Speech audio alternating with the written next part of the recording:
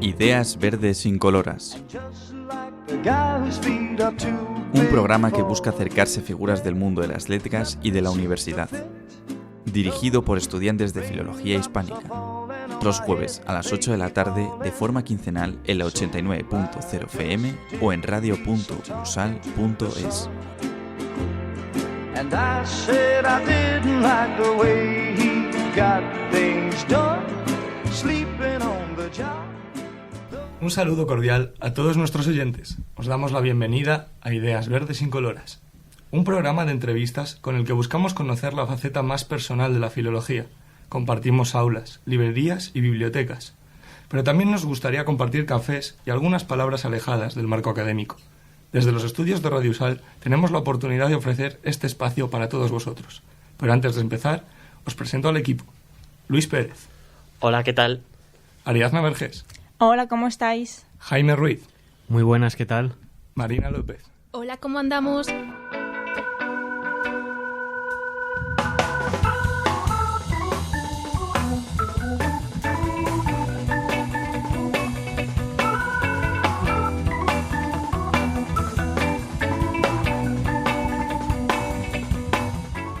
Vamos entonces con la presentación del invitado.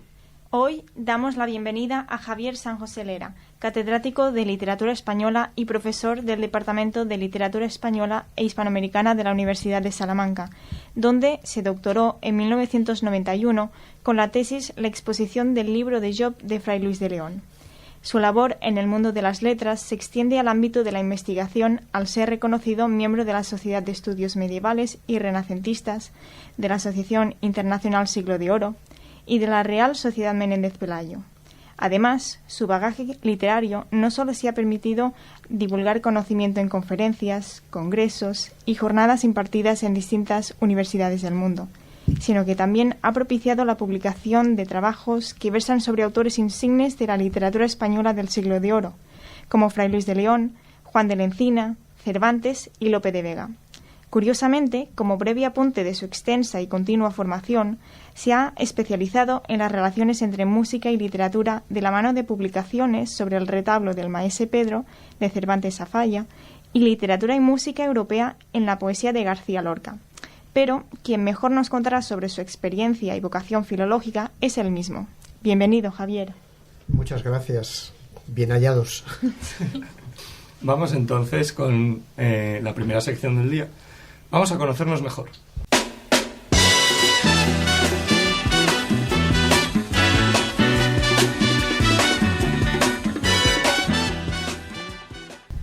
¿Qué nos cuentas, Jaime? Muy bien, pues nada, para conocernos un poco y abrir conversación, me gustaría que nos hablases un poco de tu infancia. ¿Cómo fue? ¿Cómo recuerdas aquellos años? Si ya tenías esa vocación o todavía no por la literatura. Qué difícil pregunta. Este ejercicio memorialístico es dificilísimo, ¿no? No sé, tendría que empezar diciendo que mi infancia no son recuerdos de un patio de Sevilla, sino de un patio de juegos norteños, porque yo nací en Santander hace 60 años, justamente. Y bueno, lo que recuerdo, fundamentalmente he dicho lo del patio porque yo me recuerdo como niño jugando muchísimo en la calle. Claro, yo vengo de una España que no habéis conocido, de una España en blanco y negro, ya, ¿no? Todavía, quiero decir. Y se jugaba mucho en la calle, incluso en una ciudad. Parece que este es el tópico de los pueblos, ¿no? Los niños juegan en la calle en los pueblos. Yo jugaba muchísimo en la calle, viviendo en una ciudad como Santander. Mis padres vivían en un barrio, una zona muy céntrica, pero estructurada como un barrio, que tenía una zona interior en la que nos pasábamos el día jugando en la calle, con los amigos y demás, ¿no? ¿Tienes algún juego favorito? Joder, bueno, vamos a ver, yo jugaba muchísimo al fútbol, porque al fútbol sobre la tierra descarnada, claro. O sea, ahí te caías y te despellejabas las rodillas, era una cosa terrible, pero jugábamos mucho al fútbol, montábamos mucho en bicicleta también alrededor del barrio. Y luego los típicos juegos de críos, el escondite, por ejemplo, ¿no? Era uno de mis favoritos, ¿no? El escondite era un juego estrella. Jugábamos a las canicas, a las chapas, O sea, este tipo de juegos que se han perdido y que eran juegos de calle fundamentalmente, ¿no?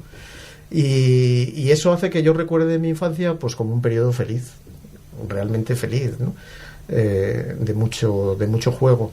Y luego de la vocación, pues ninguno de mis padres tenía estudios universitarios.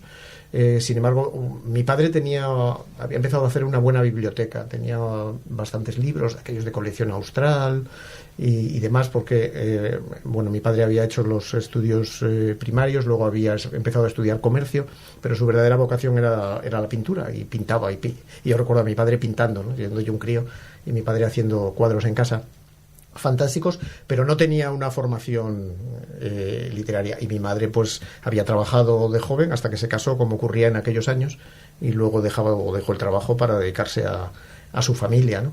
Entonces, no, realmente la vocación no viene de familia, viene después con la formación, es decir, vocación y formación van en mi caso un poco a la par, ¿no? Uh-huh.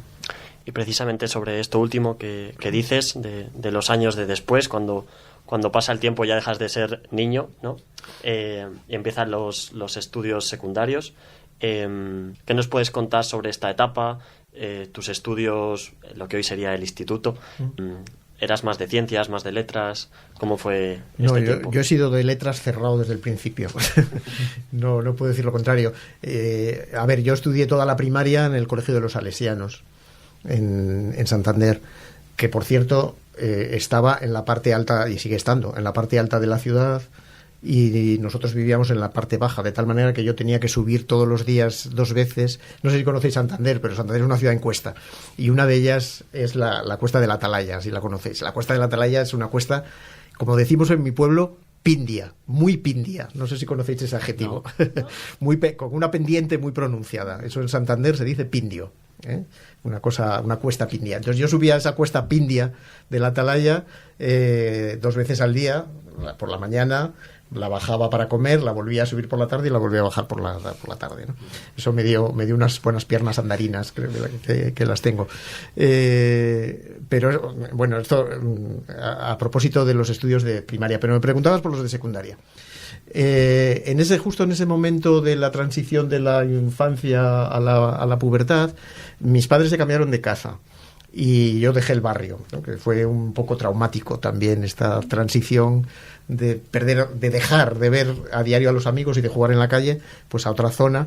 Y en la zona en la que nos trasladamos había un instituto, que es el José María de Pereda de Santander, que es donde yo pasé a estudiar el bachillerato, el BUP, que se llamaba entonces, Bachillerato Unificado Polivalente.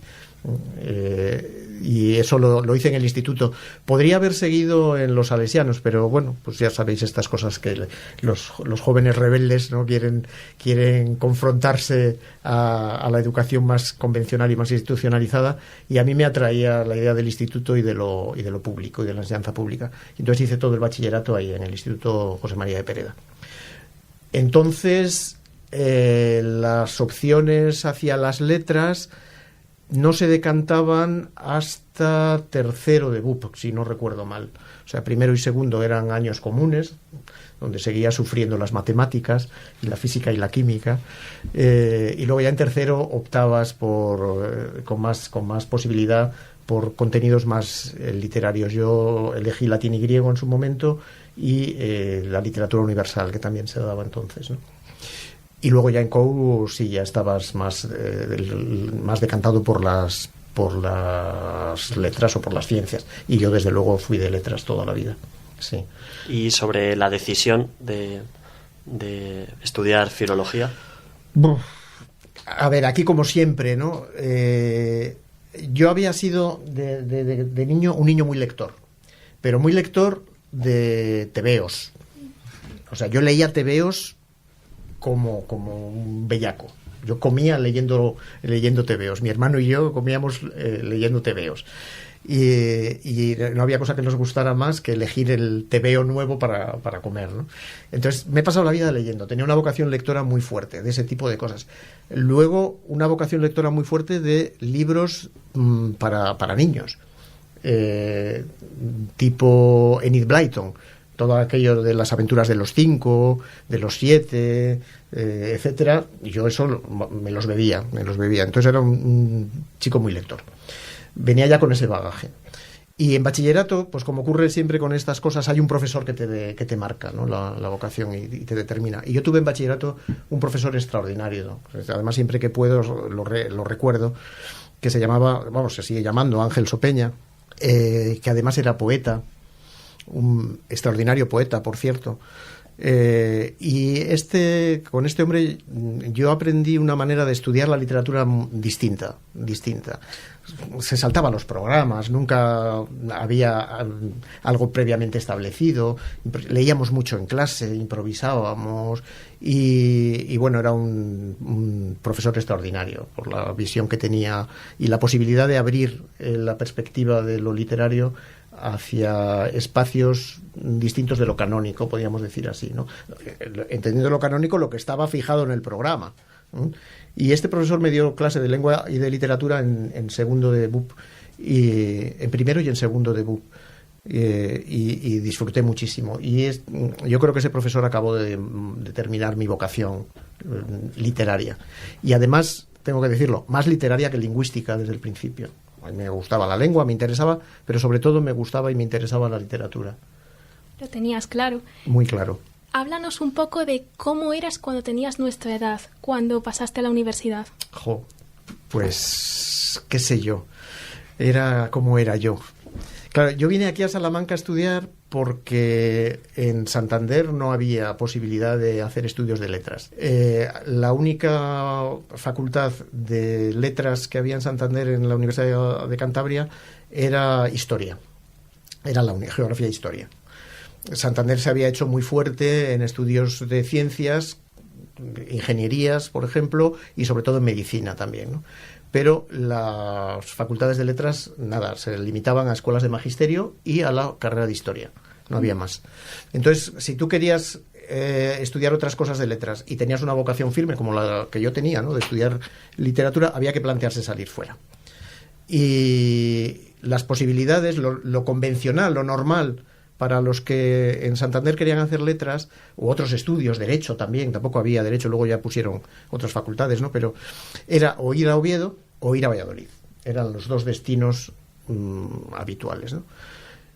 Pero bueno, yo decidí que más que Valladolid o más que Oviedo me interesaba Salamanca. Era un poco más lejos, te alejaba más del seno materno, te alejaba más del mar, que es una cuestión que a los que somos de costa nos determina mucho, los afectos, pero me parecía que ofrecía cosas que me interesaban en Salamanca, ¿no? Era una ciudad más pequeña, era una universidad con mucha trayectoria en los estudios literarios y demás, y bueno, vine para acá. ¿Y cómo recuerdas esos años?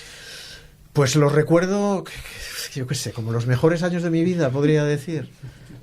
Es difícil decir esto, ¿no? Pero, a ver, siempre hay un periodo inicial de adaptación. Cuando vienes de fuera, pues te cuesta, ¿no?, incorporarte a un espacio nuevo, conocer gente nueva. Yo como crío era muy tímido. No tenía mucha facilidad para hacer amistades, esto era así, ¿no? Entonces, bueno, me cuesta, los ambientes nuevos me cuestan, me siguen costando, pero entonces me costaban muchísimo más, naturalmente, ¿no? Entonces hay un primer momento de desarraigo, podríamos decir así, ¿no?, en la ciudad. A medida que va pasando el tiempo, pues te vas haciendo con los espacios, con las gentes y demás, ¿no? Y yo tuve la fortuna de que cuando vine a estudiar a Salamanca, venía también con un amigo de Santander, muy amigo, y los dos allí en Santander habíamos cantado en un coro. Bueno, yo había cantado en coro desde crío. Yo en los salesianos, os decía antes lo de los salesianos, pero yo en los salesianos era un niño de la escolanía. Yo había cantado en la escolanía de los salesianos, que era una escolanía que tenía un cierto prestigio y un cierto renombre en la ciudad y cantaba mucho, ¿no? Entonces, a mí me gustó cantar desde el principio. Y luego ya, con el tiempo, y cuando ya uno le cambia la voz y la escolanía ya no te soporta, ni tú soportas a la escolanía, naturalmente, pues entré a cantar con este amigo en un coro de Santander que también tenía cierto prestigio, que era el Orfeón Cántabro. Y entonces, este amigo del Orfeón Cántabro y yo vinimos a estudiar a Salamanca al tiempo, juntos. Él iba a hacer psicología y yo venía a hacer filología. Y cuando llegamos aquí, lo primero que hicimos fue buscar un coro, para entrar en un coro. Y entonces preguntamos, ¿dónde, qué coro está? ¿Hay coro en la universidad? Sí, hay dos. Está el coro, el de la civil, que se decía, que no sé por qué se dice lo de la civil, porque no hay una universidad militar, pero bueno, civil, la civil, y el de la Ponti, y el coro de la Ponti, ¿no? ¿Y cuál os parece tal? Bueno, pues ahora parece que el coro de la Ponti tiene más gancho y no sé qué. Bueno, pues vamos a pasar por ahí. Y entonces pasamos por la Universidad Pontificia, por la Ponti, hicimos la prueba de voz los dos al tiempo y entramos los dos al tiempo en el coro. Entonces, toda mi formación, toda mi carrera universitaria gira en torno al coro de la Ponti. Entonces, yo ahí encontré, pues aparte de un espacio de satisfacción personal, un espacio de amistad absolutamente... no sé cómo decirlo, absolutamente insustituible, ¿no? Hemos cumplido, justamente en marzo y abril celebramos 50 años de la fundación del coro y nos hemos juntado aquí en Salamanca, no sé si lo habéis visto, coralistas de los 50 años, y yo me he reencontrado con gente que no había vuelto a ver pues desde los años 80 cuando vine a estudiar, ¿no? Hicimos el Requiem de Mozart para celebrar el cumpleaños del coro. Entonces, ese es digamos, mi espacio de referencia en la universidad, el coro de la Ponti. Y luego, naturalmente, en la facultad, ¿no? En la facultad yo recuerdo grandísimos profesores, tengo que decirlo, profesores volcados hacia los estudiantes, quizá no con la familiaridad con la que ahora tratáis, ¿no?, a los profesores, que es fenomenal y eso se ha ganado en un espacio de relación personal y humana muy potente, pero profesores que en clases se preocupaban y se volcaban en la enseñanza, enseñaban muy bien. Y entonces, bueno, los recuerdo con verdadera satisfacción, ¿no? Muchos de ellos ya han muerto, Antonio Llorente, por ejemplo, Eugenio Bustos, otros siguen por ahí dando que hacer. Víctor García de la Concha, por ejemplo, que fue mi maestro, ¿no? Grandes profesores, grandes catedráticos, además catedráticos que se preocupaban por encargarse de los cursos más comprometidos, es decir, de lo que hoy son lo que llamáis las troncales o las obligatorias, ¿no? Es decir, de los cursos grandes. Daban los cursos grandes en tercero, en cuarto, en quinto, porque entonces eran 5 años, ¿no? Y estaban volcados en esa actividad docente, en esa enseñanza. Y recuerdo eso, muy buenos profesores y muy buen ambiente en general en la facultad, ¿no? Qué bueno. ¿Eras de los que se sentaban detrás? No. ¿O de los que se sentaban delante o en no, medio? A mí me gustaba sentarme delante. Yo me sentaba normalmente delante, sí. Sí. Recuerdo, por ejemplo, en cuarto y en quinto, cuando uno pasaba a las aulas, las que hoy están, bueno, ya no están, ya solo se conserva la que hoy es la P1, ¿no?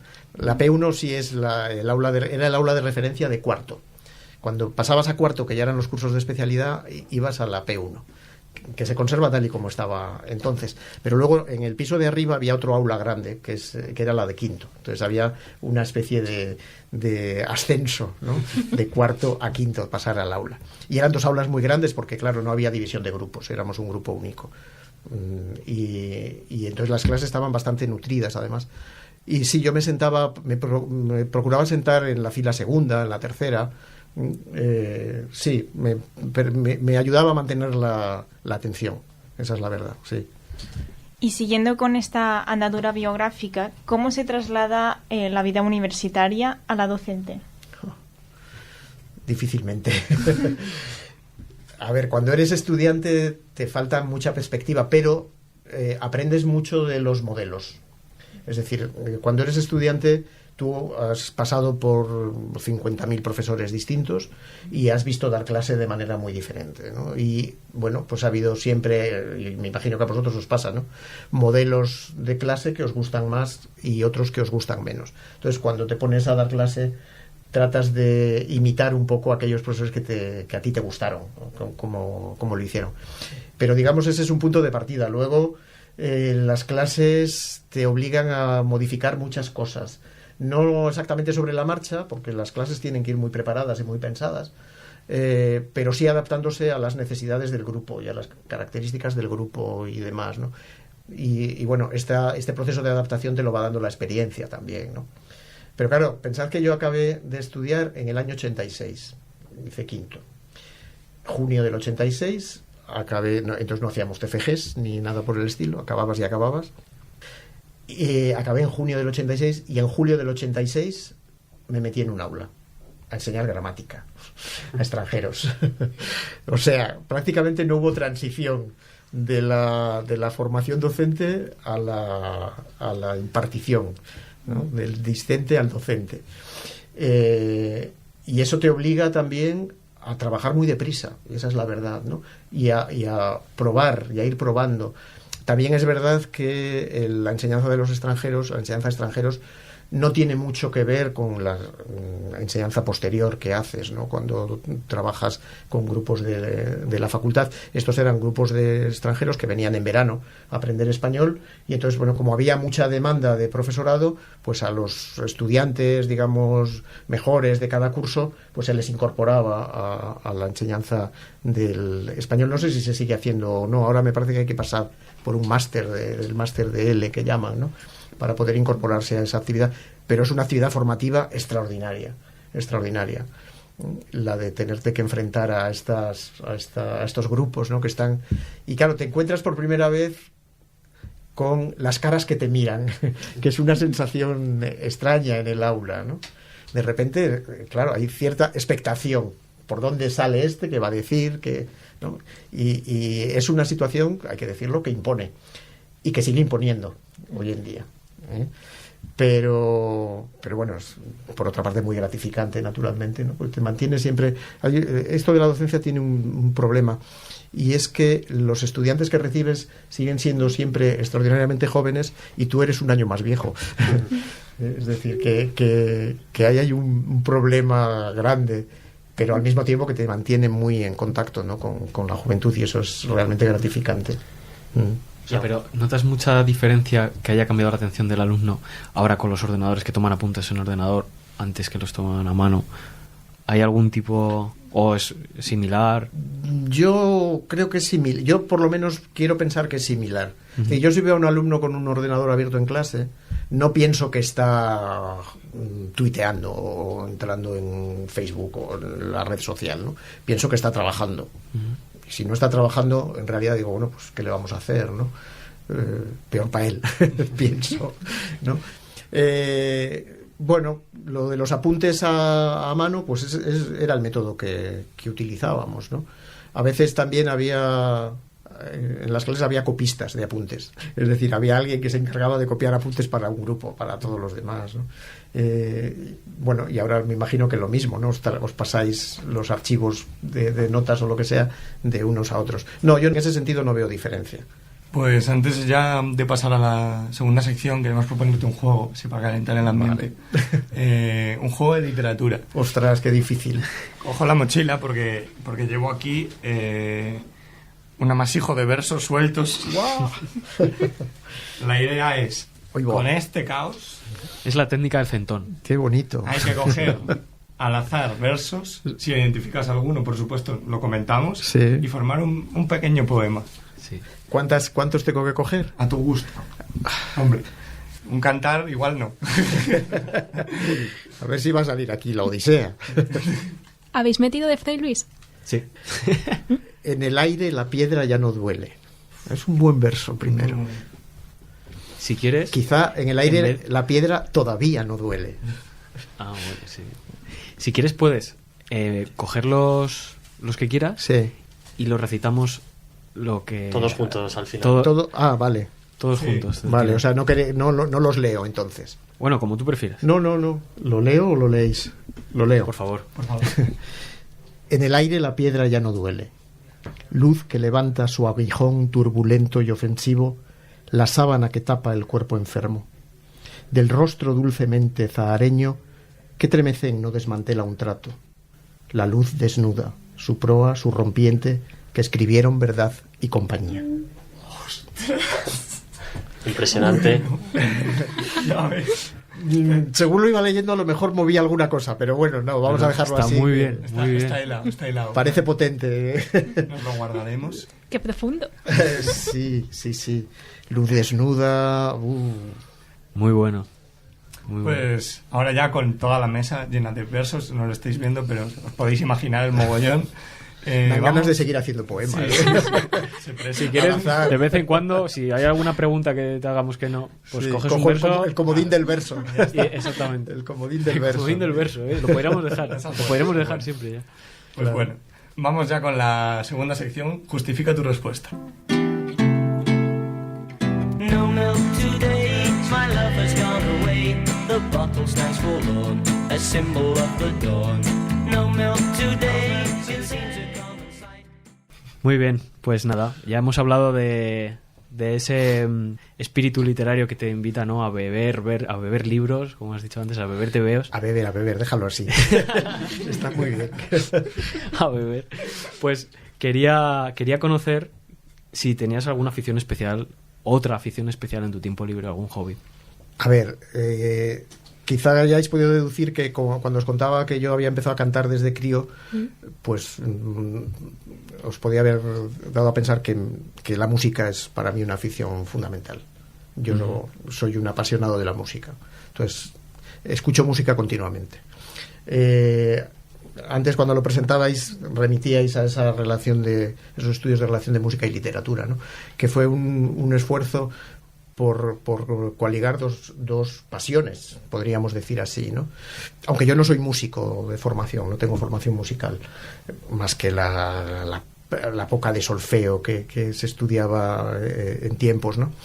Pero para mí la música es una verdadera pasión, podríamos decir. No sabría vivir sin la música, ¿no?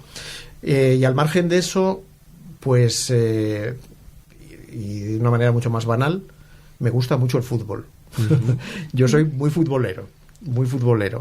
En mi casa mi mujer y mis hijas lo llevan muy mal. Bueno, mis hijas lo llevaban muy mal porque ya no están en casa. Pero sí, yo soy futbolero desde crío. Además, os decía antes que yo jugaba mucho al fútbol en el barrio. Jugábamos ahí a despellejarnos vivos. Y a mí el fútbol me encanta en todas sus manifestaciones y sus formas. Yo recuerdo que paseando por la playa, que evidentemente era una actividad que en Santander se hacía mucho en invierno, y en verano en Santander sigue habiendo un campeonato de fútbol playero. El fútbol que se juega en la playa. Equipos aficionados, ¿no? De empresas, de amigos que se juntan, forman un equipo y se hacen una liga. Y con marea baja, pues se hacen unos campos de arena maravillosos, ¿no? Y cuando yo paseaba por la playa y había un partido de fútbol playa, yo me quedaba a verlo. O sea, se acababa todo, ¿no? Me quedaba enganchado a ver jugar al fútbol. Sí, el fútbol... Es una forma de, como no haber salido del barrio todavía, ¿no? Que siga gustando ese fútbol. Eso está muy bien visto. No lo había pensado así, pero posiblemente. El fútbol es la infancia. Sí. Creo que tienes razón. No me lo había planteado así en esos términos, pero creo que sí, que puede tener algo que ver con eso. La alfombra verde del césped es un atractivo esencial. Y todavía hoy, siempre que voy a Santander, que últimamente estoy yendo mucho, además por circunstancias familiares, y hay un partido del Racing, yo me voy al campo a ver al Racing. Sí. Aunque es verdad que los equipos de ahora no saben lo que es desollarse a las rodillas, ¿no? Como has dicho, en un campo Claro. Esto es ya la mínima que les tocas un poco. Y sí, esto, como os decía que yo venía de una España en blanco y negro, claro, yo veía mucho fútbol en televisión también en blanco y negro, pero veía mucho fútbol también en el campo del Racing, donde me llevaba mi padre. Y los futbolistas de ahora no saben lo que es aquellos balones de cuero con los que jugaban aquellos jugadores que se llenaban de barro. En Santander llovía muchísimo, ahora ya no llueve tanto, pero llovía muchísimo. El campo se embarraba, que era una barbaridad. Y entonces el balón iba cogiendo barro y agua y pesaba como un muerto, ¿no? Y aquellos futbolistas que pegaban patadón para adelante, se notaba que les pesaba el balón. Era un fútbol más épico que el de ahora, ¿no? Mucho más tecnológico, mucho más táctico también. Sí, yo creo que ha habido una evolución en el fútbol que yo creo que ha ido de la mano de la literatura, porque hoy en día pues hay juego, pero también teatro un poco, ¿no? Se dedican a... Sí, mucho. Y no se dan cuenta de que está todo siendo filmado, además. Quiero decir que un jugador que hace teatro, como tú dices, que se tira y no sé qué, ¿no? Lo van a cazar inmediatamente porque hay imágenes que lo reproducen y queda muy mal, queda fatal esto de tirarse, ¿no? Pero es verdad que el fútbol además ya es más espectáculo que deporte y que otra cosa. Pero a mí me sigue gustando. Yo es que veo un tapete verde y se me van los ojos. Qué bueno. Y respecto a este hobby de la música, ¿qué ahonda más en ti? O sea, ¿qué te puede llegar a conmover más? ¿Un texto literario o tu canción favorita? El comodín del verso. Para ofrecer la dádiva del miedo. Mira, os venía muy a propósito. Sí, muy bueno. No sabría decir que... Creo que actualmente... Creo que me emociona más la música que un texto literario. Quizá porque el texto literario lo veo deformadamente con ojos profesionales, quieras que no, y en cambio la música me transmite emociones más primarias. Sí, esto es algo que muchos de los invitados que han venido lo han dicho, que salir muchas veces del ojo crítico, del ojo, pues eso, académico, es difícil. Sí. Cuando te dedicas a ello, de la literatura, ¿no? Sí, sí. Lo cual no quiere decir que cuando vuelvas a, pues no sé, a los poetas preferidos y demás, pues te sigan emocionando y conmoviendo, ¿no? O a los textos teatrales o a las novelas, quiero decir, a cualquier género de ficción, te emocionan. Pero creo que la emoción más potente y más primaria la encuentro en la música. Y respecto a las novelas que hablabas, la literatura, ¿en cuál te hubiera gustado vivir? ¿O a qué personaje literario te gustaría conocer? He trabajado tanto con Fray Luis que me hubiera gustado conocerle. Según parece que tenía muy mala leche. Sí, pero a pesar de todo sí me hubiera gustado. Me hubiera gustado mucho trasladarme a esa Salamanca del Renacimiento. A ver qué se cocía por aquí, esas rencillas universitarias, ¿no? Y esos espacios académicos conflictivos que eran, y pasear por la orilla de Tormes y por la Flecha y demás. Sí, creo que sería un territorio interesante de ver, también para ver algo que me ha preocupado, de lo que me he ocupado, no que me ha preocupado, de lo que me he ocupado algunas veces en perspectiva académica, ¿no? Que es la formación del teatro, precisamente en ese momento de inicios del Renacimiento, comienzos del siglo XVI, ¿no? Asistir a una corte, por ejemplo, en Alba de Tormes, ¿no? Y asistir a ese momento en 1492 en que Juan de la Encina funda el teatro en castellano, ¿no? Estar allí como público cautivo, como un cortesano, a ver cómo hacían aquello, y qué cantaban, y qué música sonaban, y cómo se movían en escena, porque se movían en escena, ¿no? Creo que es, bueno, así a bote pronto, sin haberlo pensado mucho. Ese momento de la Salamanca del Renacimiento, finales del XV y primera parte del XVI, me hubiera gustado mucho conocerla. Así podría luego volver y contarlo mejor y con más fundamento, ¿no? Y nos gustaría saber cuáles serían esas lecturas más de entretenimiento, por puro placer. ¿Cuáles leerías en la playa de Santander, por ejemplo? A ver, yo os decía que yo he sido muy lector de tebeos y todavía hoy vuelvo mucho a los cómics más clásicos, Mortadelo y Filemón o Asterix, por ejemplo, ¿no? Acaba de salir uno nuevo de Asterix. Sí, lo he visto, todavía no lo he... Lo que pasa es que, joder, desde que ya no está Uderzo al frente, la Asterix ha perdido un poquito, pero bueno, está muy bien en cualquier caso, ¿no? Entonces, lo que yo me llevo a la playa casi siempre es novela, es decir, novela de actualidad, podemos decir así. Y me gusta mucho como lectura de verano, como lectura de entretenimiento, la novela negra, la novela policíaca. Sí. Lorenzo Silva. Sí, bueno, tanto la española como la norteamericana, la francesa, por ejemplo, también me interesa mucho. El noir, el noir nórdico también. En general me gusta la novela policíaca, porque también de crío yo leí mucho a Conan Doyle, leí las aventuras de Sherlock Holmes y leí muchísimo a Agatha Christie de crío, ¿no? Como consecuencia probablemente de aquellas lecturas de Enid Blyton que os decía, de los 5, de los 7 de aventura, que tenían una cierta estructura, ¿no? De misterio, de aventura. Pues aquellas lecturas infantiles seguramente me llevaron a Conan Doyle, me llevaron a Agatha Christie, y después con los tiempos a la novela negra clásica. El profesor del que os hablaba antes de segundo de bachillerato nos dio a leer en su momento Cosecha Roja, una novela de Dashiell Hammett, que evidentemente no estaba en el programa de literatura. Pero nos dijo, leed esta novela, tal, a ver si os gusta. Y leímos Cosecha Roja y a mí me entusiasmó. Entonces ahí por Dashiell Hammett entré en la novela negra norteamericana, ¿no? Y a partir de ahí, pues la novela negra. Probablemente vuelve a ser como lo que decías con el fútbol, ¿no? Es la infancia, o sea, del sulfato atómico de Mortadelo y Filemón a las aventuras de los 5, a Conan Doyle, a Agatha Christie, a la novela negra, esa secuencia de esa trayectoria de lectura policíaca. Yo te voy a sacar de la novela negra, si me lo permites, para introducirnos brevemente en el mundo académico, porque en este programa somos muy fans de la biblioteca clásica de la Real Academia. En el último programa, de hecho, estuvimos analizando un poco pues las ediciones que habían salido esos años. Y claro, sabemos que tú has escrito uno de los pitufos que coloquialmente llamamos. ¡Ah, qué bueno! El de los nombres de Cristo de Fray Luis de León. Sí. Yo personalmente quería preguntarte cómo es el proceso, cómo recibes la noticia de que te toca realizar una de estas. Tortuoso. ¿Cuánto tardas en ordenarlo todo? Y cuando lo dejas y lo mandas a la imprenta, ¿cómo recibes la publicación de esta edición? Cuando lo mandas, empezamos por el final, cuando lo mandas a la imprenta, con una sensación de alivio absolutamente extraordinaria, aunque todavía no está resuelto todo el proceso, porque hay mucha postproducción después, ¿no? Por parte de quienes cuidan la edición, que además son editores cuidadosísimos para percibir erratas, incongruencias, maneras de editar, en fin, el proceso es muy largo.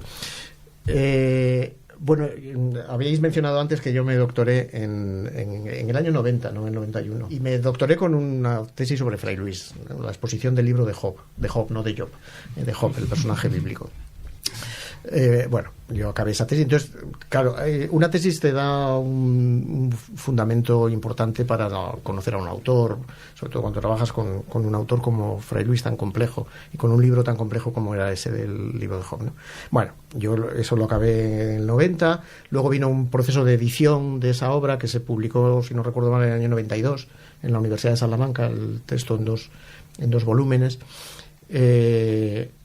Y luego tuve ocasión de editar La Perfecta Casada para la colección Austral. Es decir, que Fray Luis había estado ahí bastante presente en mi formación, digamos, más académica, ¿no? Predoctoral y postdoctoral.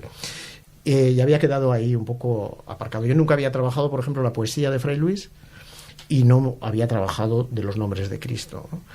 Pero entonces, como en torno al año 2002, creo recordar, una cosa así, ya no me acuerdo, se puso en marcha una colección que es precedente de los pitufos, como decís, que es la misma biblioteca clásica, que estuvo publicando inicialmente la editorial Crítica, que luego editó el Círculo de Lectores con Galaxia Gutenberg y que luego ha asumido la Academia, ¿no?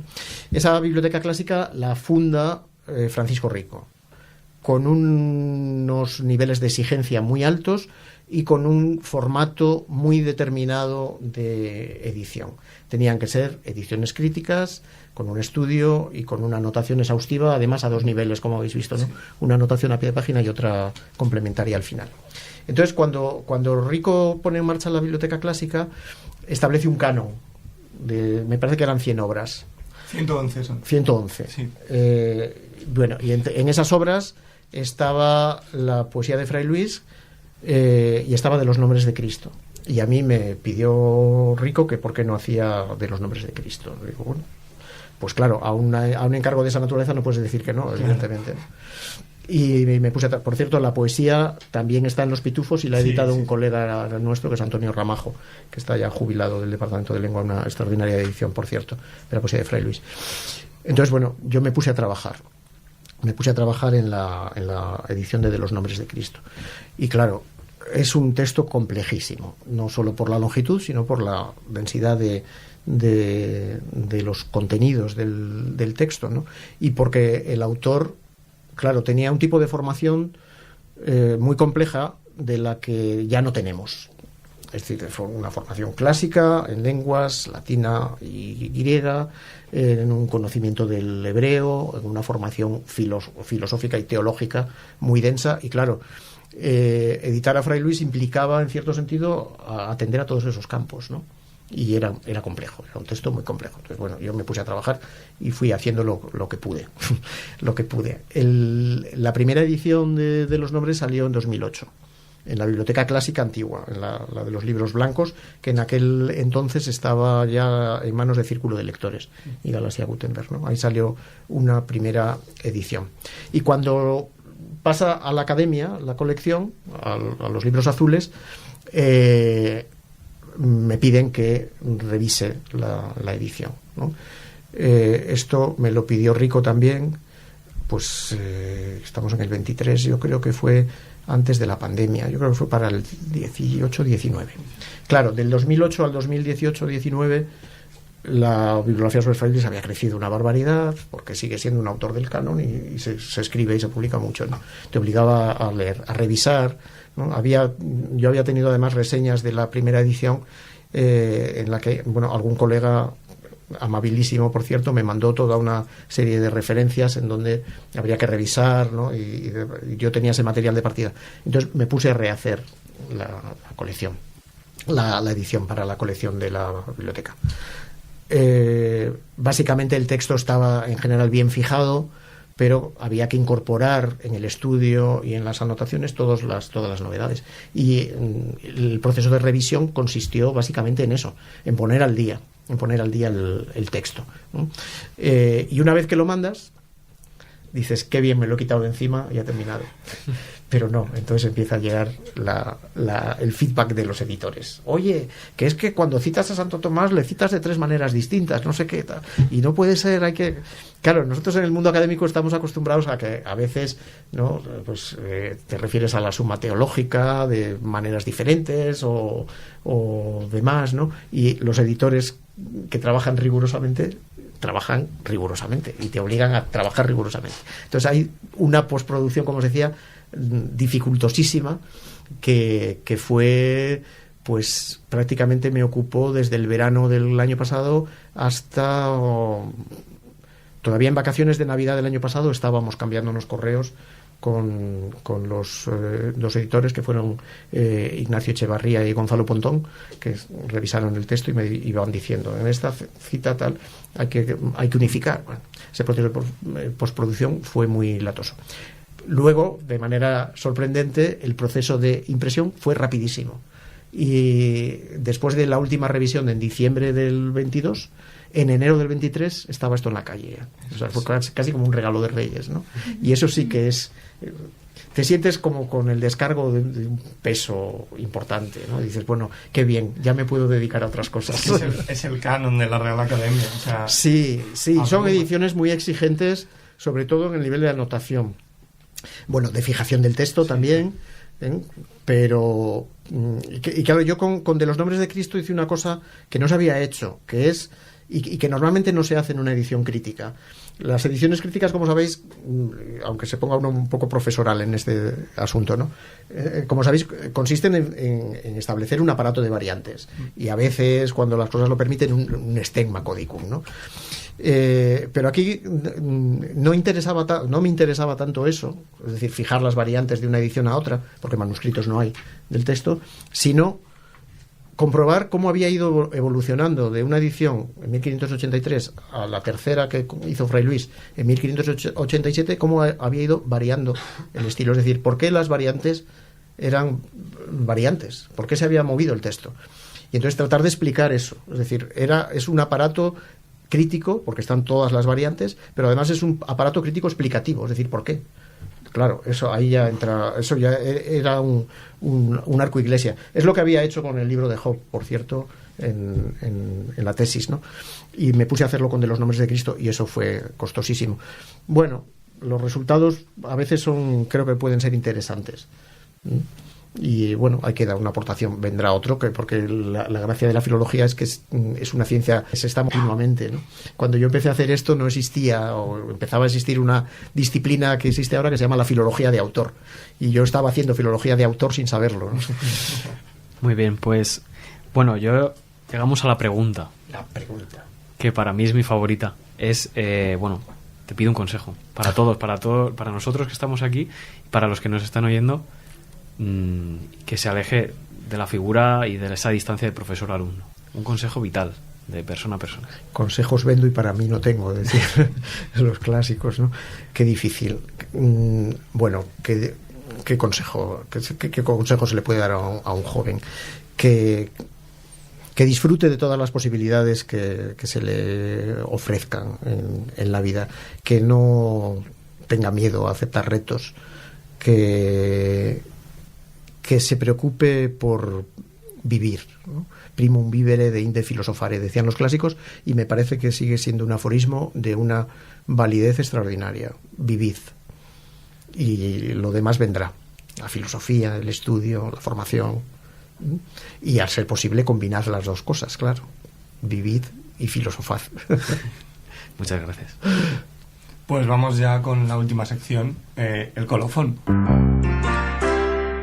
Raindrops keep falling on my head, but that doesn't mean my eyes will soon be turning red. Crying's not for me, 'cause I'm never gonna stop the rain. Lela, te queríamos preguntar que nos hablaras sobre un libro que haya sido importante para ti. No es que sea del canon, sino que en tu vida te haya marcado. Sí, a ver... Yo podría empezar por los tebeos, El tío vivo, por los cómics, Mortadelo y Filemón, Asterix, ¿no? Pero bueno, por ponernos un poco más, digamos, convencionales literariamente. Pensando sobre esto, me ha venido el recuerdo del que fue quizá el primer libro de literatura española que yo pude leer, que fue Platero y yo. El mío también. Sí. Además es que yo recuerdo... En realidad yo no lo leía porque yo debía ser muy crío. Me lo leía mi padre, pero lo recuerdo con bastante intensidad porque además recuerdo la edición. O sea, recuerdo el libro, el ejemplar concreto, que era yo tenía la nebulosa de que era un libro de una edición de Espasa Calpe, pero no, era una edición de Losada, que era una edición de letra bastante grande y con dibujitos, con algunos dibujitos, ¿no? Y creo que aquel contacto con Platero es peludo, es suave, tan blando por dentro que se diría de algodón, etcétera, ¿no? Yo creo que aquel primer contacto con la literatura debió dejar en mí huella, porque me ha venido ahora al recordar esa situación. Y además yo recuerdo haber destrozado aquel libro como niño cafre que era. Sí, yo lo pintarrajeé y ya no lo he vuelto a encontrar. Yo creo que mi padre lo tiraría en su momento. A lo mejor lo usaste de palo de portería en el fútbol. Puede ser. o de balón, sí, como los diablos del Quijote, ¿no? Que le pegan patadas al Quijote de Avellaneda. Sí. Pues vamos ahora con mi parte favorita. Te voy a hacer una ronda rápida de preguntas cortas, ¿vale? Y tenemos 1 minuto. Jaime va marcando el tiempo y las que podamos, ¿de acuerdo? Vale. ¿Estás preparado? Sí, venga, tira. Vale. ¿Fruto seco favorito? La nuez. ¿Lope o Calderón? Lope.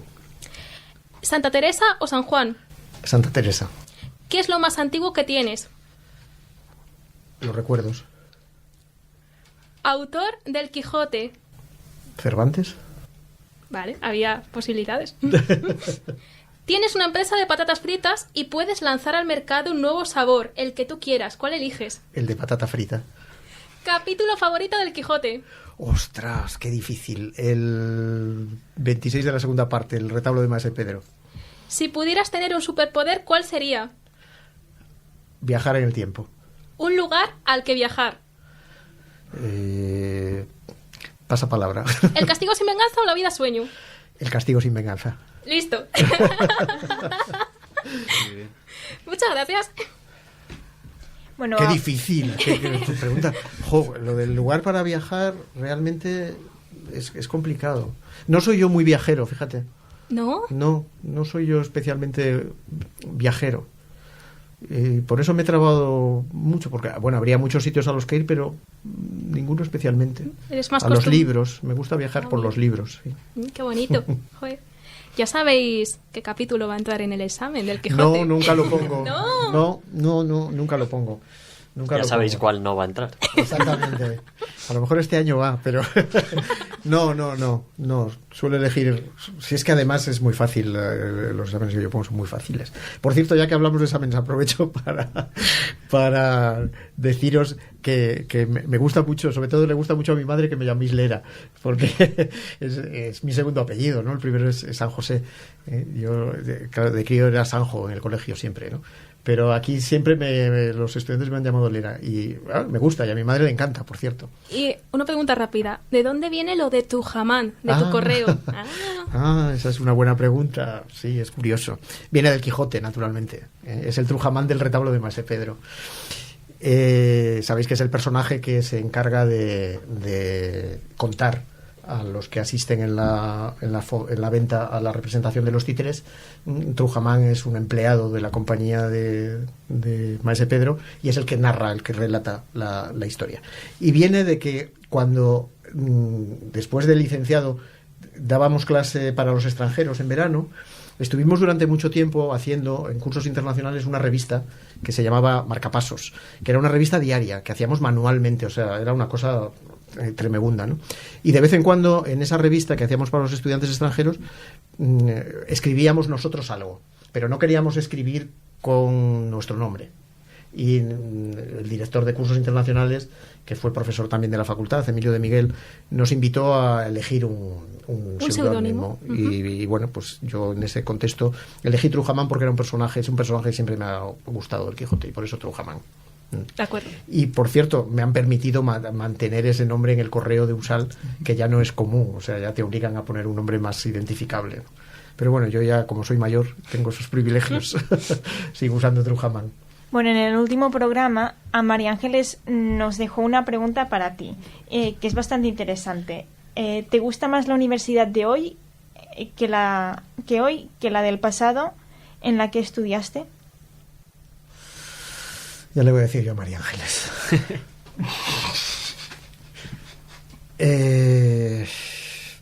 No, creo que me gusta más pero claro, esto es un problema de la edad. Me gusta más la universidad en la que yo estudié. Creo que trabajábamos con menos presión de la que estáis trabajando vosotros ahora. Trabajábamos quizá más gustosamente. Teníamos más tiempo para leer. Teníamos muchísimas menos asignaturas de las que tenéis ahora. Y creo que nos daba más tiempo a reflexionar, a pensar, a leer, sin la presión de las 15 asignaturas que hacéis ahora por curso y que os obligan a mucha exigencia, porque además los profesores, como somos un poco bellacos, pensamos que nuestra asignatura es la única, ¿no? Y el nivel de exigencia no se ha rebajado muchas veces y a veces os toca trabajar a marchas forzadas. Y es una universidad en la que queda muy poco tiempo para la reflexión, creo, y no me gusta. Aparte de otras cuestiones que me gustan muy poco de la universidad actual, por ejemplo, pero ya nos afecta a vosotros tanto, quizá, que es la carga de burocracias y demás, ¿no? Pero me imagino que en aquellos tiempos también se daría. Pero creo que en conjunto, sí, cualquier tiempo pasado fue mejor. Pues es posible que sea así. ¿Y qué preguntarías para el siguiente invitado anónimo? Que se supone que será un docente también. No se sabe. No sabemos. No sabemos. Bueno, podría decir cómo están los máquinas. Podría dejar la pregunta ahí, ¿no? Pero no, yo pensando que sea un docente, por ejemplo, yo le preguntaría cómo se siente cuando entra en el aula, que me parece que es una cuestión interesante de reflexionar, ¿no? Desde la perspectiva del profesor. ¿Qué siente ese profesor cuando entra en el aula y comienza el contacto con sus estudiantes? Uy, fíjate que Ascensión lanzó una pregunta muy parecida. ¿Ah, sí? Muy parecida, Sí. pero concretando un poco más. ¿Por primera vez? No, a diario. A diario. Sí, a diario. A diario. Muy bien. No, por primera vez probablemente, bueno, depende de quién venga, a quién invitéis, ¿no? Quedará un poco lejos. No, a diario, la sensación de estar en la puerta del aula y entrar. Y entrar, muy bien. Pues ya está hecho el programa. ¡Hala, qué bien! Hasta Ya. aquí ha sido breve, a mí se me ha hecho muy corto. Sí, a mí también. Así que nada, pues muchísimas gracias por venir y Nada, formar por parte favor, de a vosotros por esta maravillosa entrevista. Por invitarme, he estado encantado de estar con vosotros compartiendo este rato. Muchísimas Un placer. gracias. Y por cierto, y enhorabuena por la iniciativa que le da una dimensión humana a la universidad que a veces perdemos, ¿no? Y que yo echo de menos también, esa posibilidad de contactar, de conocer, ¿no? Las circunstancias de los estudiantes y demás a veces no es fácil de llevar a cabo. Y creo que estos espacios lo permiten, así que enhorabuena. Muchísimas gracias. Pues nada, damos gracias también a Radio Sal, que nos cede el espacio de la radio, y nosotros, el equipo, a mi izquierda Jaime, Eso es todo, amigos. Marina, Un saludo a todos. Luis Hasta la próxima. y Ariadna. Hasta la próxima, chicos. Os damos las gracias, nos podéis escuchar en iVoox, en Spotify, en YouTube, nos podéis seguir en redes sociales, en Twitter, en Instagram, todo como Ideas Verdes Incoloras, si nos buscáis os vamos a salir. Y pues nada, desde mí, muchas buenas y gramaticales gracias, y os dejamos con la canción que ha elegido el invitado de hoy, que es Michelle, del álbum Rubber Soul de los Beatles.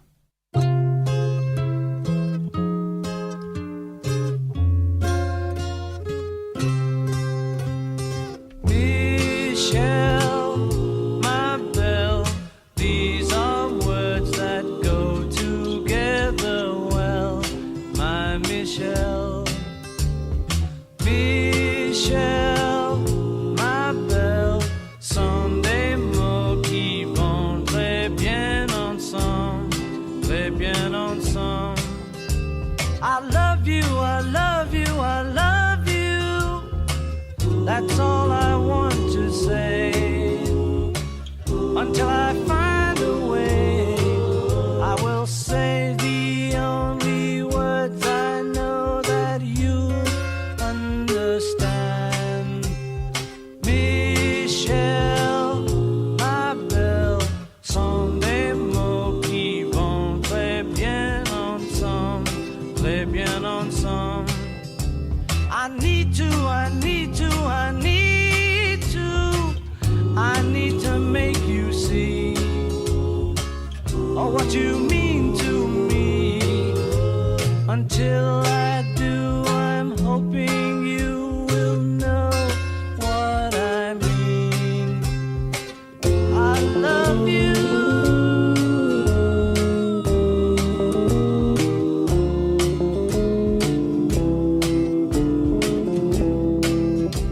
I want you, I want you, I want you. I think you know by now. I'll get to you somehow. Until I do, I'm telling you so you'll understand. Michelle, ma belle, sont des mots qui vont très bien ensemble, très bien ensemble. And I will say the only words I